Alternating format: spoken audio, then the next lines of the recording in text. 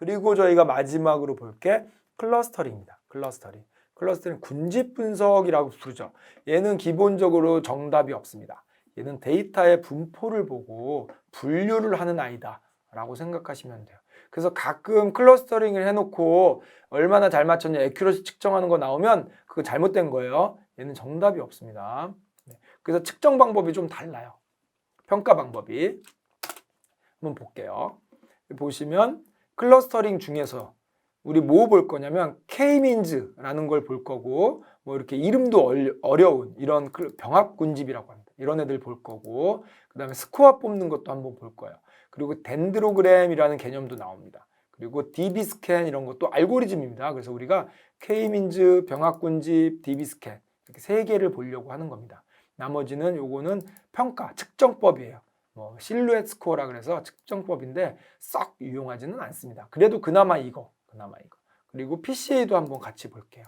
이렇게 임포트를 하시고요. 저희 보성군 날씨라 그래서 날씨 데이터 한번 가져와 볼게요. 이런 데이터입니다. 시간별로 기온, 뭐 강수량, 풍량 뭐 이런 애들 쭉 다 모아놓은 이런 아이들입니다. 이걸 저희가 두 개만 선택할게요. 기온하고 풍속만. 왜 두 개만 선택하냐면 그림 좀 잘 그려봐서 그림 좀 잘 그려보려고요. 그래서 이 중에서 또 하나, 둘, 셋, 넷, 다섯, 1, 10, 100, 1000만, 4만 개 정도 데이터가 있는데 그중에 200개만 뽑아서 한번 그려보도록 하겠습니다. 좀 굉장히 줄인 거죠 지금. 그래서 요 데이터 가지고 기온과 풍속만 갖고 한번 해보겠어요. 그러면 실제로 이런 식으로 되는 거죠. 데이터가 이쪽은 기온축, 이쪽은 풍속축, 그리고 데이터를 뿌리는 거죠. 이렇게. 얘는 정답이 없기 때문에 동그라미 세모가 없어요. 이렇게 뿌리는 겁니다. 이렇게 뿌리고 나서 여기 너하고 이렇게 한 그룹 같은데, 너 한 그룹 같은데, 너 한 그룹 같은데 이렇게 분류를 해보겠다는 거예요. 그 중에서 저희가 K-민즈라는 걸 먼저 해볼게요. K-민즈는 어떤 특성을 갖고 있냐면 이렇게 분류를 하는 거예요. 데이터가 이렇게 뿌려져 있으면 물론 지금 우리가 2차원만 얘기하고 있지만 3차원, 4차원 다 됩니다. 이렇게 데이터가 뿌려져 있어요. 그러면 제일 먼저 시드를 만약에 저희가 얘는 K-민즈의 특징이자 약점이 뭐냐면 그룹을 몇 그룹으로 나눌지를 먼저 결정해야 돼요. 그래서 제가 만약에 4그룹으로 나누겠다. 그럼 아무데나 랜덤하게 시드를 잡습니다. 아무데나. 뭐 대충 뭐 어쩔 때는 재수 없으면 이렇게 걸리는 경우도 있어요. 아무데나 랜덤하게 이렇게 잡아요. 그리고 나서 나하고 가까운 애들을 그룹으로 정해요. 이렇게겠죠? 이렇게 되겠죠? 이렇게 되겠죠? 이렇게 되겠죠? 근데 데이터는 이쪽엔 데이터가 없죠. 지금 비어 있어요. 그럼 이 그룹 1번 그룹, 2번 그룹, 3번 그룹, 4번 그룹 이렇게 해놓고 그럼 데이터 여기 있을 거예요. 데이터 이쪽에 있을 거고 데이터 여기만 있죠. 데이터 여기만 있어요. 그럼 자기 그룹들 중에서 중심점을 옮겨요. 그럼 얘는 그냥 여기쯤 될 거예요.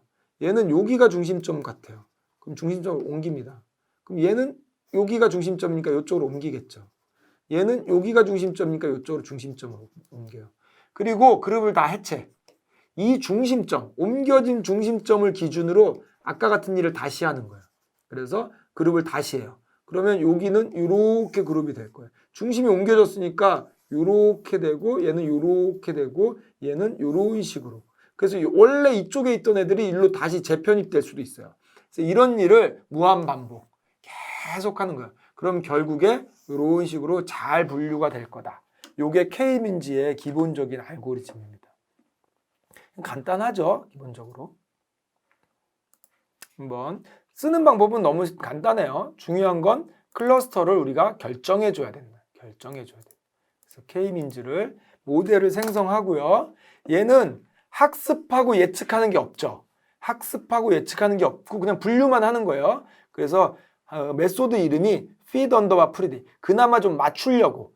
뭔가 비슷하게 맞추려고. 원래 전혀 다른 이름으로 뭐 분류 이런 식으로 이름을 지어도 되는데 그나마 맞추려고 feed underbar predict이라는 이름으로 만들었어요. 그리고 데이터를 줘야죠. 네, 데이터를 주고 분류를 딱 해라. 그러면 리턴 값이 뭐냐면 이런 식으로 분류를 해줘요. 이런 식으로. 지금 우리가 아까 200개 뽑았죠. 200개에 대해서 0, 1, 2, 4개의 그룹이니까 0, 1, 2, 3, 0, 1, 2, 3. 첫 번째는 3번 그룹, 0번 그룹, 2번 그룹 이런 식으로 주겠다는 거예요. 그래서 각 그룹이 4개가 나온 거겠죠. 그래서 우리 군집의 크기를 한번 볼까요? 이 라벨이라는 얘가 원래 요 어레이죠. 이 어레이를 넘파이에 빈 카운트라는 애가 있어요. 각각 몇 개씩인지 세달라는 거죠. 네, 그거 한번 찍어 볼게요. 그랬더니 72개, 47개, 28개, 53개.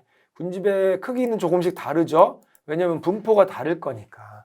그래서 이거를 저희가 보려고 이거 그냥 보면 잘 안 보이니까 시각화 한번 해볼게요. 어떻게 할 거냐면 스캐터 플롯을 뿌릴 건데 요 군집별로 이렇게 뿌릴 거예요. 그리고 나서 이 중심점도 한번 뿌려보려고 해요. 여기에 보면 KM이 뭐냐면 요 모델입니다. 이 모델 안에 중심점들도 가지고 있어요. 우리가 분류를 하면서 이 데이터가 싹 다 만들어진 거예요. 네. 그래서 요거를 갖다가 한번 뿌려볼게요. 그리고 요 앞에 뿌리는 거는 그냥 데이터를 쭉 뿌리면 돼요. 근데 뭐 색깔만 바꿔서 뿌릴 거예요. 색깔을 뭐를 중심으로? 라벨의 KM, 요 0, 1, 2, 3 요걸 가지고 색깔 바꿔서 뿌리는 거죠. 그리고 중심점은 이 모델 안에 들어있어요. 모델 안에 누가 중심점인지 얘가 들어있는 거죠. 그래서 그걸 가지고 한번 차트를 스캐터 플롯을 이렇게 뿌려볼게요. 자, 이렇게 돼 있습니다. 자, 이 색깔별로가 우리가 원래 그냥 점은 뿌린 거는 그냥 원래 데이터예요. 여기는 0, 1, 2 이런 게 없어요. 네모 동그라미. 근데 이 색깔은 뭐냐면 우리가 데이터를 분포를 보고 이렇게 얘가 1번 그룹, 얘가 2번 그룹, 3번 그룹, 4번 그룹 이렇게 나눠준 거예요. 근데 애매하죠. 요 노란색 요 위에 있는 애들은 이거 세모로 가도 되잖아요. 요런 애매하죠. 근데 좀 어쨌든 그런 알고리즘에 의해서 이렇게 나눠졌고 요 세모가 최종 중심점이에요. 세모가 최종 중심점. 근데 얘네들이 지금 가운데 있는 게 맞나요? 조금 다를 수 있죠. 왜냐하면 이쪽에 데이터가 많기 때문에 그 거리를 계산을 하는 거고 얘는 이쪽에 듬성듬성 있잖아요. 그래서 딱 이 바깥에 있는 거에 가장 가운데는 아니겠죠. 네, 데이터의 분포에 따라서 중심점이 좀 달라지는데 그래도 이 정도면 뭐 잘 나눈 거 아닌가 싶은 생각이 들어요. 네. 그래서 이게 K민지라는 애가 이런 식으로 데이터를 나누는 거죠. 그 다음에 저희가 병합군집이란 걸 볼 건데 병합군집은 특징이 뭐냐면 이런 식으로 데이터가 만약에 구성이 돼 있다. 이렇게 데이터가 분포가 돼 있다. 그럼 병합군집은 먼저 일단 첫 번째 200개의 데이터가 있다고 했을 때 첫 번째는 그룹이 200개입니다. 그룹이 200개가 있는 거예요. 그러다가 가장 가까운 애들끼리 한 그룹을 정해요. 자기 옆에 있는 애들끼리. 뭐 얘네들은 이렇게 되겠죠. 얘네들 이렇게 이런 식으로. 그 다음에 다 정해졌으면 그 다음에 또 가까운 애들끼리 또 뭉쳐요. 가까운 애들끼리. 뭐 이런 식으로. 어떤 애들은 이렇게도 뭉쳐지겠죠. 뭐 이런 식으로. 그 다음에 또 뭉쳐요. 계속 이 작업을 무한 반복을 하는 겁니다. 그럼 그룹이 처음에는 200개의 그룹이었다가 점점 줄어들어서 최종적으로 한 개의 그룹이 만들어집니다. 최종적으로.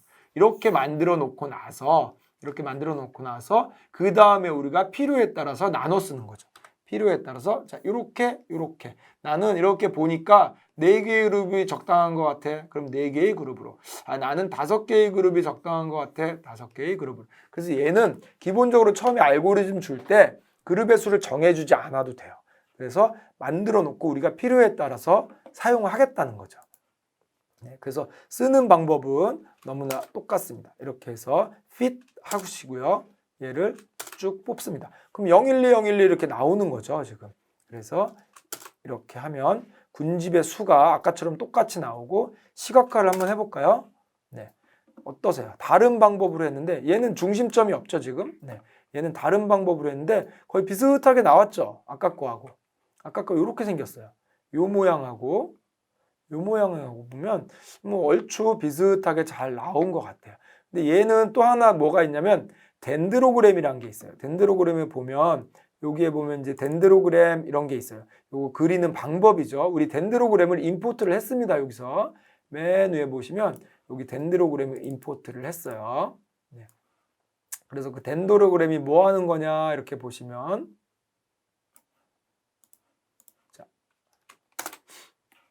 요런 그림을 그려주는 거예요. 요런 그림. 여기 지금 점선으로 된 거는 제가 여기서 임의적으로 저희가 그은 거예요. 여기 보면 네, 요거죠, 요거. 요거를 지금 임의적으로 그은 거예요. 이렇게 없애면 요게 덴드로그램입니다. 그러면 최초에 여기 하나하나가 원래 그룹이었다는 거예요. 근데 얘네들이 합쳐져서 이렇게 그룹이 됐다는 거죠. 그래서 최종적으로 하나의 그룹을 만든 거예요. 그럼 저희가 선을 만약에 여기다 이렇게 그었다. 50에서 60 사이에 선을 이렇게 그었다. 그러면 1번 그룹, 2번 그룹 이렇게 되는 거죠. 만약에 요 사이에 30 요거 그려 한번 그려볼게요, 직접. 여기면 지금 20 요게 그린 건데 만약에 제가 30의 그림을 그렸다. 30에 그렸다. 그러면 만나는 선 여기에 한 그룹, 여기에 두 번째 그룹, 여기에 세 번째 그룹 이렇게 그룹을 세 개를 쪼개서 쓰겠다는 거죠. 근데 만약에 내가 20에 그렸다. 20에서 이건 그냥 저희가 인위적으로 선택하는 거예요. 그러면 한 그룹, 두 그룹, 세 그룹, 네 그룹으로 쪼개서 쓰는 거죠. 그럼 여러분이 볼 때는 몇 그룹으로 쪼개는 게 적당해 보이느냐 이런 거죠. 그럼 한 그룹이라고 하면 여기에 만난 선이니까 여기 있는 주황색 같은 애들 얘가 한 그룹이죠. 그 다음에 여기에 있는 애들이니까 여기에 있는 애들이 한 그룹. 그 다음에 여기는 요 두 개가 한 그룹. 그 다음에 얘도 두 개가 한 그룹. 이런 식으로 한 그룹, 두 그룹, 세 그룹, 네 그룹 이렇게 된다는 거죠. 이거는 우리가 데이터를 보고 개수도 보고 뭐 이렇게 모양도 보고 이렇게 하면서 우리가 선택적으로 할 수 있어요. 그래서 K민즈하고 다른 점이 이거죠. K민즈는 우리가 최초의 알고리즘을 돌리기 전에 먼저 그룹의 개수를 선택을 해야 되는 거고 얘 같은 경우에는 이제 만들어 놓고 우리가 결과를 보면서 그룹을 선택적으로 가져갈 수 있다. 이렇게 생각하시면 돼요. 그리고 한 가지 또 특징이 있는데 얘는 뭐냐면 예를 들어서 이렇게 데이터가 있을 때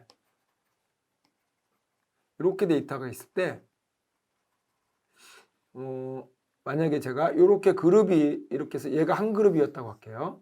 얘가 한 그룹이었다고 하고 그러면 이쪽에도 만약에 그룹이 있다고 할게요. 그러면 이 그룹이 이 그룹하고 가깝니? 이 그룹이 이 그룹하고 가깝니를 측정을 해야 되죠. 그래서 저희가 거리를 재야 돼요. 거리를 재야 되는데 만약에 최초의 점이 하나씩 있었으면 그럼 당연히 얘네들이 가까우니까 얘네들이 짝이죠. 그리고 얘는 그냥 혼자 남는 거고.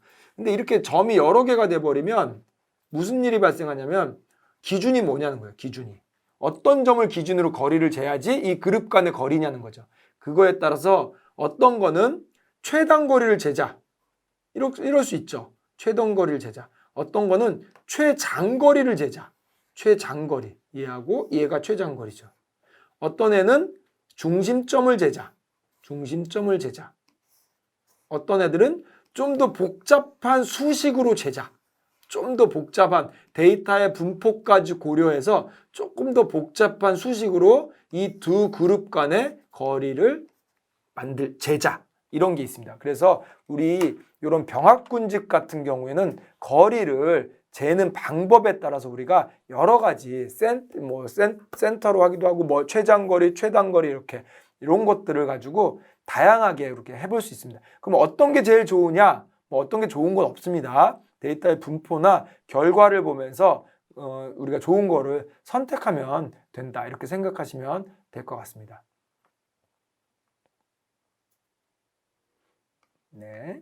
그 다음에 마지막으로 나오는 게 이제 이 DB스캔이라는 게 나오는데 DB스캔은 특징이 뭐냐면 이런 거라고 보시면 돼요. 예를 들어서 원래 데이터가 뭐 이런 식으로 분포돼 있어요. 그럼 뭐 그냥 잘 나누겠죠? 뭘로 해도 잘 나눕니다.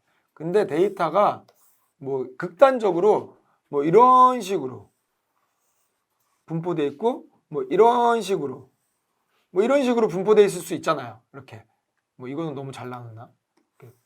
태극 맞고 이렇게 바짝 붙어 있고 만약에 이런 식으로 분포돼 있으면 이런 애들 잘 못 나눕니다. 데이터가 이렇게 돼 있으면.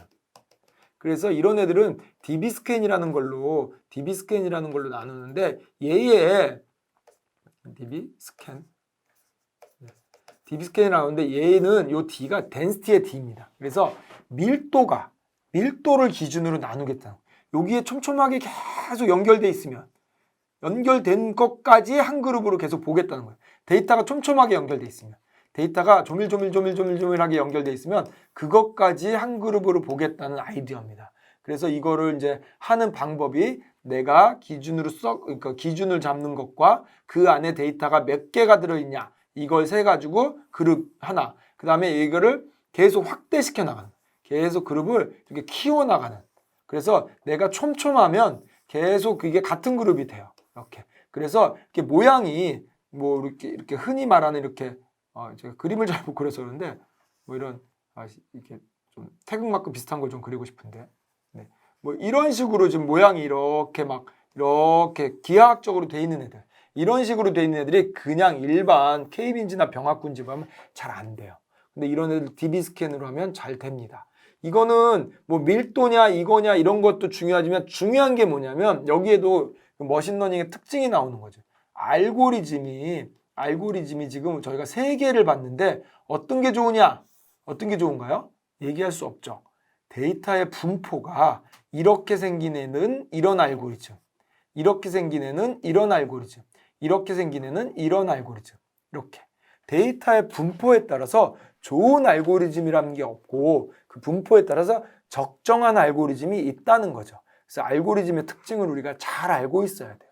그래서 K민즈는 아까처럼 중심을 뿌려놓고 자기의 그룹을 정한 다음에 중심을 다시 옮기고 또 그룹 정하고 옮기고 그룹 정하고 이런 식으로 가는 거고, 병합군집은 하나부터 출발해서 자기 주인 애들을 점점 눈덩이처럼 어떻게 그룹을 하냐? 가까운 애들끼리, 가까운 애들 할 때 그룹과 그룹 간의 거리를 잴 때는 어떤 기준으로 하느냐에 따라서 여러 가지 알고리즘이 또 다양하게 존재한다. DB 스캔은 밀도를 중심으로 한다는 건 뭐냐면 계속 조밀조밀하게 있으면 걔까지 계속 그룹으로 확대시켜 나가겠다. 이런 뜻이라고 보겠습니다. 그래서 이게 EPS가 그 내가 처음에 바운더리를 얼마나게 정할 거야 뭐 이런 것들을 담고 있는데 그 안에 몇 개까지 들어있어야 뭐 할 거야 뭐 이런 옵션 하이퍼 파라메타라고 보시면 돼요.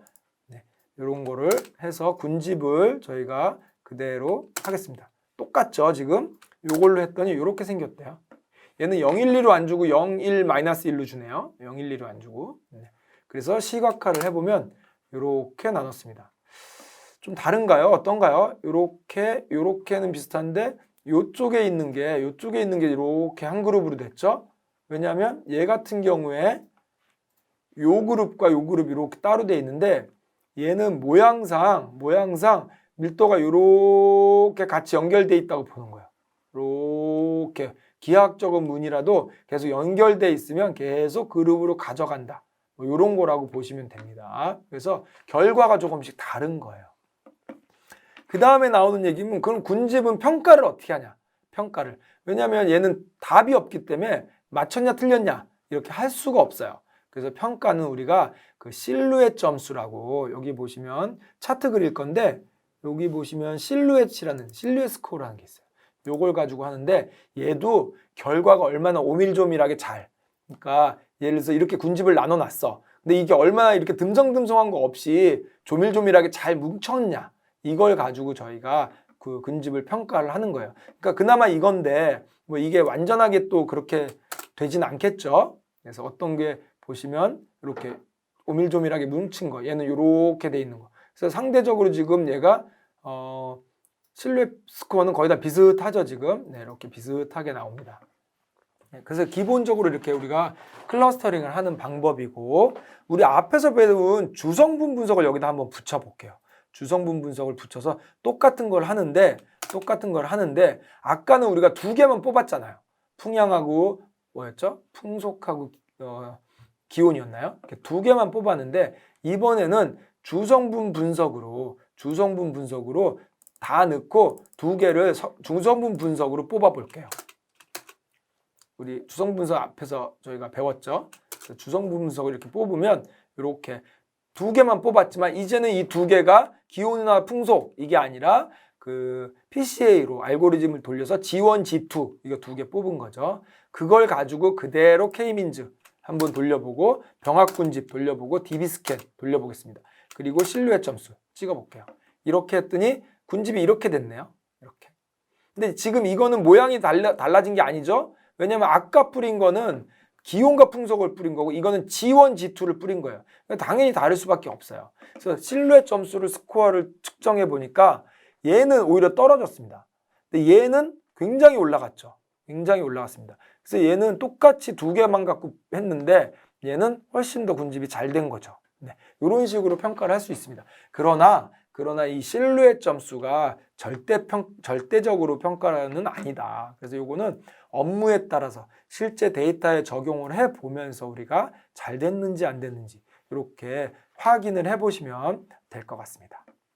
그래서 기본적으로 저희가 군집 분석에 대해서 알아봤고요. 네, 요걸 가지고 한번 실제로 어떻게 하는지 한번 해볼게요. 저희가 데이터를 유럽 국가별 단백질 섭취원 이렇게 돼 있어요. 요거 한번 읽어볼게요. 요거 한번 이렇게 읽어보시면 이렇게 돼 있습니다. 이게 뭐냐면 이 유럽 애들은 단백질을 어디서부터 섭취하냐 이거죠. 그래서 붉은 고기냐, 흰살 고기냐, 계란이냐, 우유, 뭐 생선, 뭐 이런 시리얼, 뭐 이런 데서 어디서 이렇게 가져오냐, 가져오냐가 아니라 그 섭취하냐 이거죠. 뭐 이거 과일, 야채 이런 데서 섭취하냐. 그걸 나라별로 조사를 쭉 해놓은 거예요. 알바니아, 오스트리아 뭐 이렇게 쭉 해놓은데 이게 되게 굉장히 오래된 데이터입니다. 여기 보시면 이저머니, 동독, 통일되기 전이죠 지금. 네, 그리고 아마 여기에 그 이런 USSR 이거 소비에트 연방이 소련이죠. 네, 저 정확히 잘 모르겠죠. 유고슬라비아 뭐 이렇게 예전 굉장히 오래된 데이터입니다. 그러나 뭐 저희는 상관없습니다. 이걸 가지고 해보겠다는 거죠. 이 데이터를 저희가 K민지로 5개의 그룹을 한번 나눠볼게요. K민지로 5개의 그룹을 나눠보겠습니다. 그리고 나서 얘를 프리딕을 할게요. 이걸 찍어보면 이렇게 되는 거예요. 지금 국가가 몇 개 안 되기 때문에 결과가 이렇게 돼 있는 겁니다. 얘네들이 지금 0, 1, 2, 3 이렇게 4까지 5개의 그룹으로 쭉 나눴어요. 그 다음에 요거는 뭐 하려고 하는 거냐면 요 레이블 GPnum이라는 게 원래 없죠. 요 데이터에. GPnum이라는 게 없는데 여기에다가 GPnum을 새로 만들려고 해요. 어떻게? 요 군집을 붙여서 그리고 소트를 GPnum으로 해볼게요. 그럼 결과만 먼저 보고 얘기할게요. 이렇게 되는 거예요. 아까 위에서 봤던 얘인데 뒤에다가 우리가 GPnum을 붙인 거예요. 그리고 소트를 한번 해봤어요. 그랬더니 뭐냐면 그러면 얘부터 얘까지가 0번 그룹이죠. 그 다음에 얘부터 얘까지가 1번 그룹. 그렇게 되는 거죠. 얘부터 얘까지가 2번 그룹, 3번 그룹, 4번 그룹 이렇게 나눈 겁니다. 그리고 이거 하고 나서 저희가 뭐 하려고 하는 거냐면 이렇게 생각하셔야 돼요. 지금 우리가 군집을 한 기준이 뭐냐는 거예요. 기준. 군집을 한 기준은 뭐냐면 요게 지금 단백질 섭취원이죠. 이거 우리로 치면 요게 X값이에요. X값. 그래서 우리가 늘 데이터 분석을 할 때 X와 Y를 잘 보셔야 되는데 데이터가 어떻게 되어 있는 거냐면 이게 뭐 국가가 있고요. 국가가 있고 이게 어디서 섭취했냐. 뭐 레드밀이냐. 화이트밀이냐. 뭐 이런 데서 쭉 섭취를 한 거죠. 그리고 얘네들이 하나 데이터 포인트입니다. 그래서 만약에 뭐 이게 몇 개쯤 되나요? 한 20개쯤 되나요? 네. 그러면 이걸 좌표평면에다 뿌린 다음에 이렇게 뿌리는 거예요. 이 축이 뭐냐면 레드밀. 이 축이 뭐냐면 화이트밀. 그 다음에 안 보이지만 뭐 과일, 채소, 뭐 그 다음에 뭐 밀크 뭐 이런 게 있는 거예요. 우리가 축이 안 보이지만 뚫고 나오는 축도 있고 그릴 수는 없지만 이렇게 차원이 여러 개가 있는 거예요. 그래서 이게 만약에 10개다 그럼 10차원까지 있는 거죠. 그린 건 2개만 그렸어요. 그리고 이 점점 하나하나가 뭐죠? 국가입니다. 오스트리아, 뭐 저머니, 그다음에 뭐 프랑스 이런 식으로 점점 하나하나가 국가예요. 그래서 우리 데이터를 이런 걸 잘 보셔야 돼요. 자, 여기서 X가 뭐니? 라고 물어보면 얘네들이 X죠. X. Y가 뭐니? 그러면 이 국가가 Y입니다. 국가. 어느 국가. 자, 그러면 데이터 포인트가 뭐니? 그럼 이 하나의 행이 데이터 포인트. 그럼 이거를 여기다 한번 뿌려봐. 그러면 축이 뭐니? 그럼 이 요 X들이 축이 되는 거죠. 요 X들이 축이 되는 거죠. 그럼 점이 뭐니? 그럼 요 행들이 하나하나가 점이 되는 거예요. 이 개념을 우리는 대부분 데이터가 다 이렇게 들어온다고 그랬어요, 제가. 그러면 이거를 이렇게 이미지로 만들 수 있어야 돼요. 이 데이터를 서로 이 포맷을 왔다 갔다 할 수 있어야 더 나아가서는 나중에 이거를 반복문으로 짜야 되고 포문으로. 그 다음에 수학에서는 서메이션도 익히셔야 되고 이런 것들을 어떤 식으로 만드는지 이게 그림이 머릿속에 잘 그려져 있어야 돼요. 이게 파이썬 코드 한 줄 치는 것보다 훨씬 중요합니다. 그럼 결국 우리는 뭐를 한 거냐면 이거를 군집을 했다는 거. 클러스터링을 한 건 뭘 한 거냐면 얘네들이 X를 기준으로 X라는 건 뭐냐면 단백질을 어디서 섭취하느냐 이걸 기준으로 여기다 뿌려놓고 이렇게 그룹핑을 한 거예요. 이렇게 그룹핑을 한 거예요. 프랑스하고 뭐 저머니, 그다음에 뭐 오스트리아, 소비에트 뭐 이런 식으로 핀란드 이런 식으로 그룹핑을 한 거예요. 그래서 이 그룹을 5개를 만든 거예요. 1번 그룹, 2번 그룹, 3번 그룹 뭐 이런 식으로 4번 그룹, 5번 그룹 이렇게 5개를 만들었습니다. 자, 이걸 가지고 뭐를 하려고 하냐면 이거는 단백질 섭취원 가지고 그룹핑을 한 거고요. 이걸 가지고 최종적으로 뭐를 하려고 하는 거냐면 물론 최종적이라기보다는 이런 식으로 활용한다는 걸 보여주는 거예요. 왜냐하면 얘는 평가가 안 되니까 실력 점수 갖고 평가하는 건 제가 볼 땐 큰 의미는 없어요. 이거를 그냥 단지 숫자로 평가하는 게 중요한 게 아니라 이렇게 해놓고 이거를 이렇게 보는 거예요. 예를 들어서 유럽 지도 한번 볼게요. 유럽 지도를 이렇게 구글에 있는 유럽 지도입니다. 그래서 제가 뭐를 하려고 하냐면 여기서 자 0번 그룹을 한번 볼게요. 0번 그룹. 0번 그룹이 뭐냐면 체코 예전 거니까 체코, 이탈리아, 그리스, 헝가리, 폴란드, 소비에트, 알바니아 이런 정도예요. 이게 그냥 우리 지도 안 봐도 대충 알겠죠. 어느 쪽이냐면 동쪽이에요. 동쪽. 물론 이쪽 조금 다른 건 있지만 어쨌든 요 그리스 이런 쪽. 그 다음에 탭을 그리스, 폴란드, 헝가리 이런 애들이에요. 폴란드, 헝가리 뭐 이런 쪽. 요쪽 라인이죠. 요쪽 라인. 폴란드 이런 쪽. 요쪽 라인입니다. 요게 지금 지역별로 같은 지역이 있죠, 지금. 우리는 단백질 섭취원으로 분류를 한 겁니다. 그 다음에 1번 그룹을 봤더니 독일, 그러니까 동독이지만 독일, 오스트리아, 영국, 스위스, 네덜란드, 벨기에, 아일랜드, 프랑스, 서독 이런 애들이 그럼 얘네들이 이쪽 있죠 지금 네덜란드, 벨기에, 독일, 프랑스, 영국 이런 쪽 서쪽, 석쪽 지역에 있는 아이들입니다. 그 다음에 밑으로 쭉 내려가서 2번 그룹을 봤더니 루마니아죠. 루마니아, 불가리아 이런 애들이에요. 얘네들이 요즘 3개밖에 없죠. 지금 유고슬라비아 3개. 얘네들이 루마니아 이런 애들이 여기죠. 여기 루마니아, 불가리아 이런 애들입니다. 그 다음에 마지막으로 지금 마지막이 아니죠. 3번 그룹 있죠. 노르웨이, 덴마크, 스웨덴, 핀란드 얘네들 어디죠? 북유럽입니다. 노르웨이, 스웨덴, 덴마크, 핀란드 이런 애들. 그 다음에 마지막이 뭐냐면 포르투갈하고 스페인 이쪽이죠. 완전 남유럽 쪽 포르투갈, 스페인 이렇게.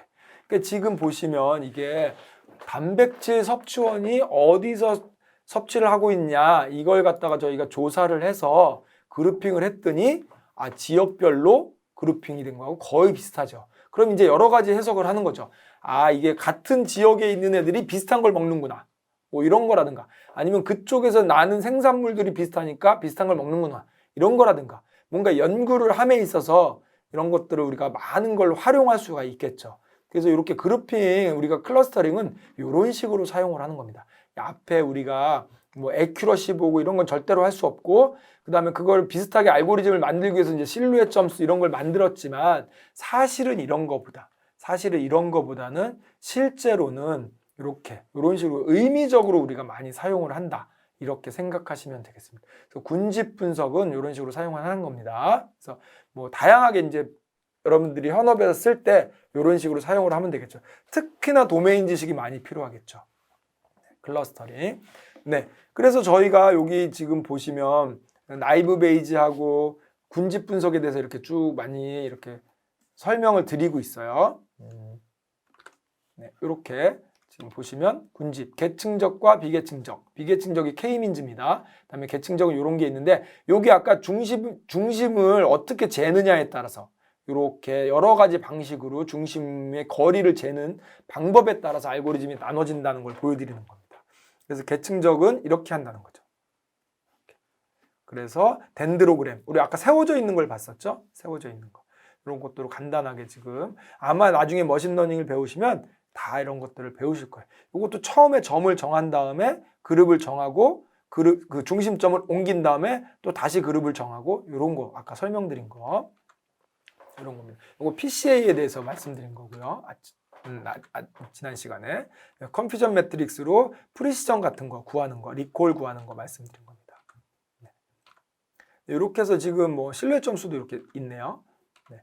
K폴드까지. 네, 요거 같은 경우에 이제 저희가 이 강의안을 머신러닝 같은 경우에 일일이 하나하나 설명하지는 않았지만 그래도 우리 파일을 보면서 중요한 것들은 다 설명을 드린 것 같아요. 나중에 머신러닝을 이제 본격적으로 공부를 하실 때 요 개념들을 가져가시면 확실히 도움이 되실 겁니다.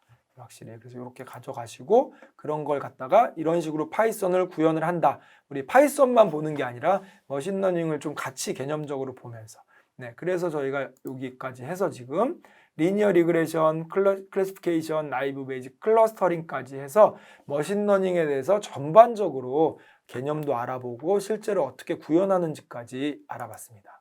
네, 그래서 전체적으로 보면 지금 저희가 파이썬 1에서는 기본적인 로직, 파이썬의 기본적인 문법에 대해서 했고 파이썬 2에서는 패키지들을 어떻게 쓰는지 봤고요. 파이썬 3에서는 그 실제 파일들을 예제를 가져다가 현업에서 어떤 식으로 분석하는지 그런 것들을 쭉 보고 마지막에 머신러닝까지 이렇게 봤습니다. 네, 어쨌든 저희 클래스의 정체성은 파이썬입니다. 파이썬을 문법적으로 봤고 뭐 아시겠지만 이거 한 번 강의를 본다고 해서 절대로 이거 금방 할 수가 없습니다. 그래서 많은 시간을 좀 들여서 연습도 하시고 계속 반복 학습을 하셔야지 좀 어느 정도 손에 익으실 거고 이게 파이썬이 좀 익으셔야 그래야 데이터 분석이나 머신러닝이나 이런 것들을 할 수 있고 실제 현업에서 여러분들이 가지고 있는 그런 태스크들을 이런 걸 이용해서 해결을 할 수 있을 겁니다. 그래서 조금은 공부하는 시간을 투자를 하셔야지 이런 것들이 가능하다 이렇게 생각할 수 있겠습니다. 네, 굉장히 짧지 않은 시간입니다. 굉장히 긴 시간 동안 여기까지 해서 빅데이터 분석 및 머신러닝을 위한 파이썬 그 강의를 마치도록 하겠습니다. 네, 긴 시간 고생 많이 하셨습니다. 수고하셨습니다.